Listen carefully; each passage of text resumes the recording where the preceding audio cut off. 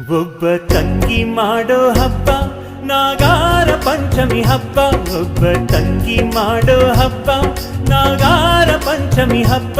ಬೆನ್ನ ಹಿಂದೆ ಬಂದೋಳ ಹಾಲಗೈಲಿ ಬೆನ್ನಿಗೆ ಎರಸಿಕೊಳ್ಳು ಅಣ್ಣಂದಿರ ಹಾಲ ಹಬ್ಬ. ಒಬ್ಬ ತಂಗಿ ಮಾಡೋ ಹಬ್ಬ ನಾಗಾರ ಪಂಚಮಿ ಹಬ್ಬ. ಒಬ್ಬ ತಂಗಿ ಮಾಡೋ ಹಬ್ಬ ನಾಗಾರ ಪಂಚಮಿ ಹಬ್ಬ.